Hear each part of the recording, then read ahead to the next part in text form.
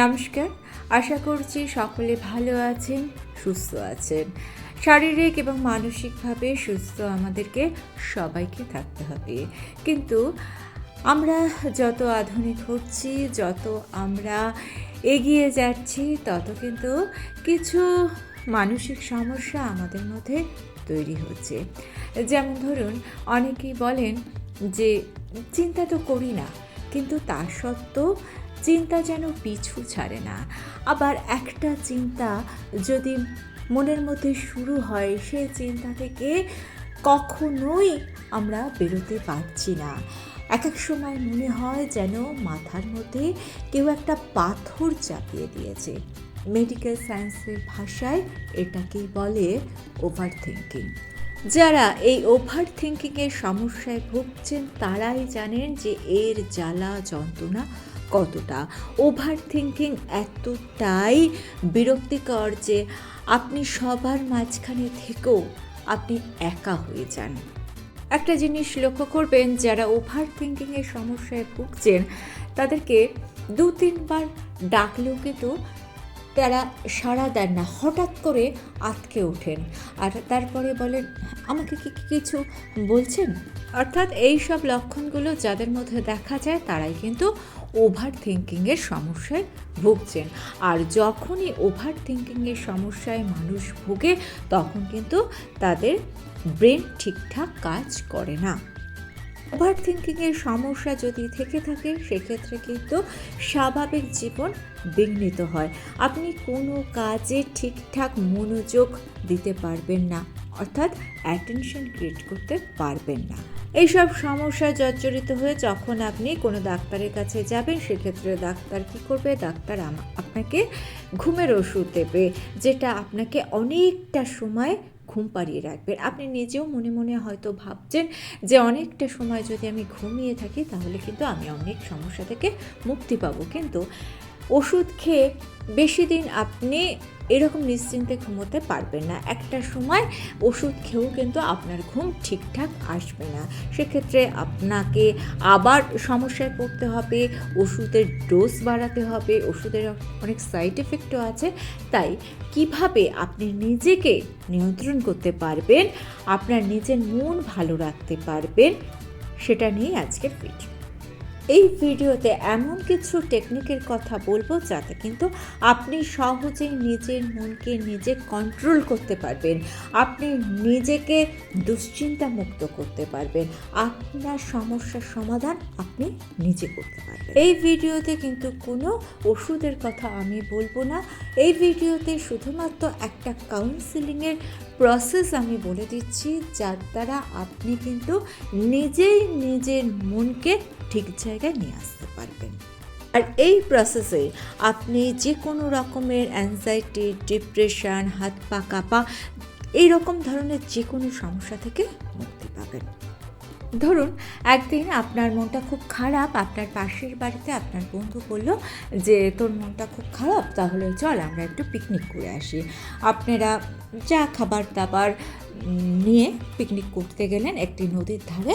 আপনার বন্ধুর সঙ্গে আপনি পিকনিক করতে গেলেন, তো অনেকটা হেঁটে গিয়েছেন। আপনার বন্ধু হয়তো আপনাকে বলছে যে তুই খুব ক্লান্ত হয়ে গেছিস, তাহলে তুই একটু রেস্ট নে, আমি খাবার দাবারগুলো রেডি করি। আপনার বন্ধু খাবার দাবার রেডি করতে লাগলো, আর সেই সময় আপনি একটা ম্যাট বা মাদুরের ওপর একটু শুয়ে পড়লেন। দেখলেন একটা গাছের ডালে 4টে বক বসে আছে। এইবার আপনি ইমাজিন করতে শুরু করলেন যে 4টে বক বসে আছে।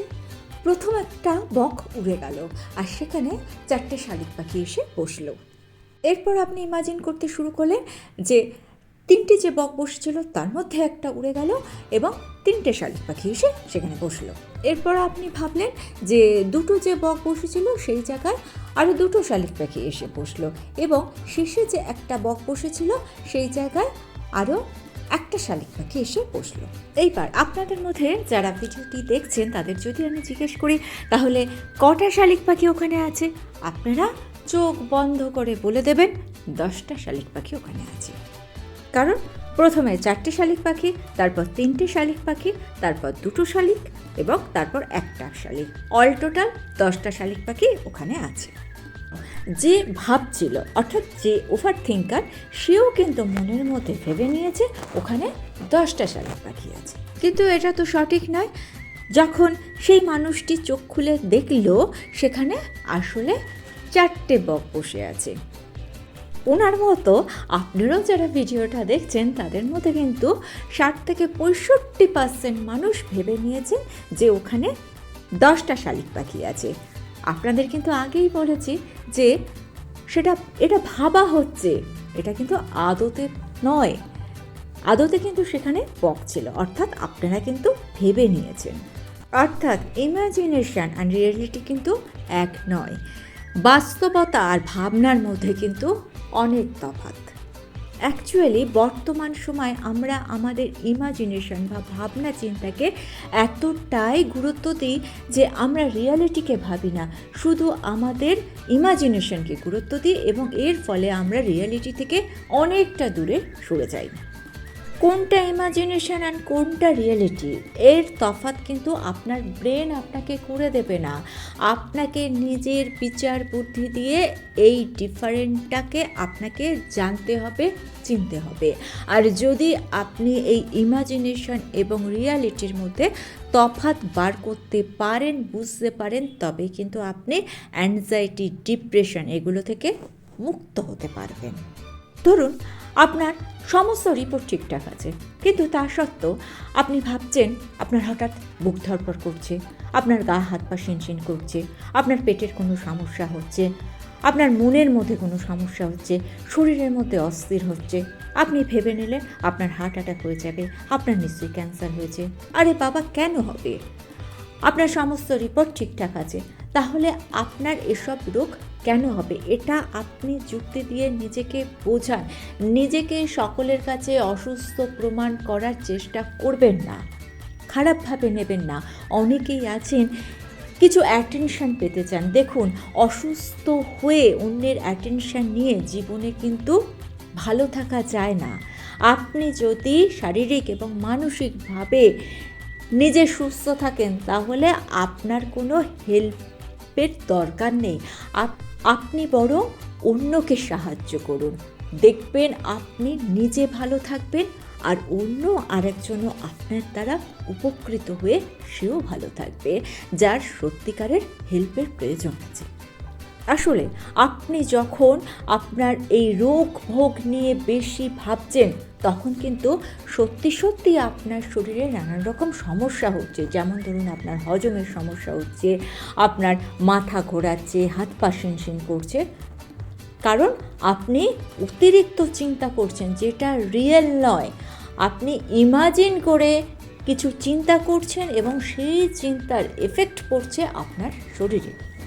এটা বাস্তব নয়, আপনি সেই ইমাজিনেশনটা করছেন, এবং এই ইমাজিনেশন আর বাস্তবতার তফাৎ যেহেতু ব্রেন করতে পারে না, সেহেতু আপনি যে ইমাজিনেশনটা করছেন ব্রেন কিন্তু তাতে সায় দিচ্ছে, অর্থাৎ ব্রেন কিন্তু রিয়্যাক্ট করছে, যার ফলে আপনার শরীরে নানান রকম রিয়াকশন তৈরি হচ্ছে।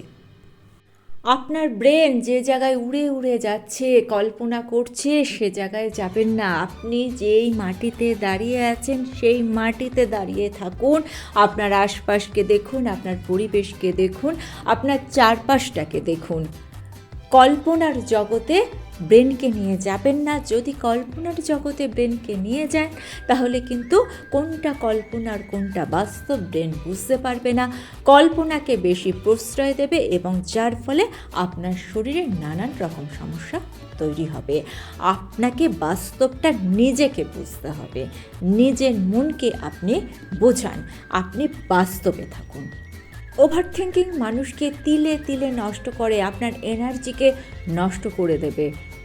যেমন ধরুন, একটা 25 বছরের ছেলে যদি দেখে যে সে হয়তো চাকরি ক্ষেত্রে সেরকম উন্নতি করতে পারছে না, তার তো আর্থিক কিছু সমস্যা রয়েছে, তখন সে নানান রকম ভাবনা চিন্তা করছে যে আমার কি হবে, আশেপাশে আমার সবাই এস্টাবলিশ হয়ে গেছে, কিন্তু আমার কিছুই হবে না।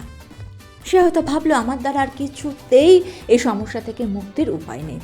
অপরদিকে আরও একটা 25 বছরের ছেলে, তারও হয়তো একই অবস্থা, তারও আর্থিক অবস্থা ভালো নয়। সেও কিন্তু বারে বারে ব্যর্থ হয়েছে, কিন্তু সে ভাবলো আমি ছোট্ট একটা ব্যবসা করব, সেই ব্যবসায় পরিশ্রম করে আমি উন্নতি করব, তারপর আমি ব্যবসাটাকে আস্তে আস্তে বাড়াবো, তারপর আমি একটা জমি কিনবো, তারপর আমি একটা বাড়ি করব। এই যে ভাবনা, এটাকে বলা হয় পজিটিভ ভাবনা। এই পজিটিভ ভাবনা আপনি যদি আপনার মনের মধ্যে আনতে পারেন, তাহলে দেখবেন অনেক সমস্যা থেকে আপনি মুক্তি পাচ্ছেন। শুধু তাই নয়, আপনি কিন্তু আপনার উইলিং পাওয়ারের জোরে এগিয়ে যাচ্ছেন, আপনি সত্যি সত্যি জীবনে প্রতিষ্ঠিত হচ্ছেন। আরেকটা উদাহরণ দিই, বিবাহিত মহিলাদের নানান সমস্যা থাকে, শ্বশুরবাড়ির নানান সমস্যা, এবং শাশুড়ি নিয়ে কিন্তু সমস্ত মহিলার কিছু না কিছু সমস্যা আছে। 20 বছর আগে হয়তো আপনার শাশুড়ি আপনাকে কিছু কথা বলেছিল, যে কথাগুলো বলা উচিত নয়। আপনি 20 বছর পর যখন সেই সমস্যাগুলো নিয়ে ভাবছেন, তখন কিন্তু আপনি উত্তেজিত হয়ে যাচ্ছেন। কেন বলুন তো? কারণ হচ্ছে সমস্যাটা কিন্তু আগে আপনার ব্রেন বুঝতে পারছে না কোনটা বাস্তব আর কোনটা ইমাজিনেশন। আপনি আগের কথাগুলো কিন্তু ইমাজিন করছেন, এবং যার ফলে আপনি উত্তেজিত হয়ে যাচ্ছেন। ব্রেন কিন্তু দেখলো না যে বাস্তবটা কোনটা, প্রেজেন্টটা কোনটা।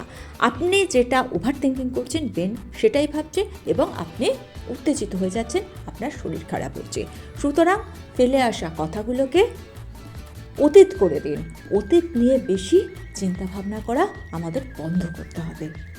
আরেকটা ছোট্ট উদাহরণ দিই, ধরুন আপনি পুকুরের পাশ দিয়ে যাচ্ছেন অন্ধকার রাস্তায়, হঠাৎ একটা সাপ আপনি দেখতে পেলেন। দেখলে কি হবে? আপনার ভয় পাবে, আপনার বুক ধড়ফড় করবে। এটা হচ্ছে রিয়াল। আবার এই সাপটাকে যখন আপনি ঘুমের মধ্যে দেখবেন যে আপনার চোখের সামনে একটা সাপ চলে এসছে, তখনও কিন্তু ঘুমের মধ্যেও আপনার কিন্তু একই ভয় লাগবে। কারণ কি বলুন তো? কারণ হচ্ছে আমাদের ব্রেন কিন্তু কোনটা রিয়েল আর কোনটা ইমাজিনেশন এর পার্থক্য করতে পারে না। তাহলে পার্থক্যটা কিন্তু আপনাকে করতে হবে, যে আপনি কোন রিয়েল জগতে দাঁড়িয়ে আছেন। মনকে যত পজিটিভ ভাবনা ভাবতে দেবেন, মন কিন্তু ততটাই পজিটিভ ভাবনা ভাববে। কোনো অসুখ করলে আপনি যদি সহজে ভেঙে পড়েন, তাহলে কিন্তু আপনি সুস্থ হতে পারবেন না হাজার ওষুধ খেয়েও। যদি আপনি ভাবেন যে আমি সুস্থ হবই, কেন হব না, আমি নিজের চেষ্টায় সুস্থ হবই, তাহলে দেখবেন আপনি খুব তাড়াতাড়ি সুস্থ হয়ে উঠছেন। আপনার যদি কোনো কারণে কোনো বিষয় নিয়ে অতিরিক্ত চিন্তাভাবনা হয়, টেনশন হয়, অ্যাংজাইটি হয়, হাত পা কাঁপে, বুক ধড়ফড় করে, তখন আপনি মনকে বোঝান যে এটা রিয়েল নয়, এটা আমি ভাবছি তাই আমার হচ্ছে। তখন আপনি কি করবেন? ওই ভাবনাটাকে মন থেকে সরিয়ে দিন বললে তো সরানো যাবে না। তার জন্য আমাদের কি করতে হবে? তার জন্য আমাদেরকে নিজেদেরকে কাজে ব্যস্ত রাখতে হবে। বসে থাকলে দেখবেন নানান রকম সমস্যা, নানান রকম আজে বাজে চিন্তা আপনাকে কুড়ে কুড়ে খাবে। নিজেকে কাজের মধ্যে ব্যস্ত রাখুন, নিজের যেটা ভালো লাগে সেটা করুন, গান শুনুন, ছবি আঁকুন, বাগান করুন, এক্সারসাইজ করুন, সকলের সঙ্গে কথাবার্তা বলুন, যারা পজিটিভ মানুষ তাদের সঙ্গে মেলামেশা করুন। দেখবেন আপনার জীবনটা সুন্দর হয়ে উঠবে। কোনো রকমের অ্যাংজাইটি, দুশ্চিন্তা আপনাকে কুড়ে কুড়ে খাবে না। ভিডিওটা ভালো লেগে থাকলে চ্যানেলটাকে সাবস্ক্রাইব করে নিয়ে পাশে থাকা বেল আইকনটা প্রেস করে দিয়ে অল অপশনটা ক্লিক করে দেবেন। তাহলে যখনই নতুন কোনো ভিডিও আপলোড করবো, তার নোটিফিকেশন আপনাদের কাছে পৌঁছে যাবে। Thanks for watching.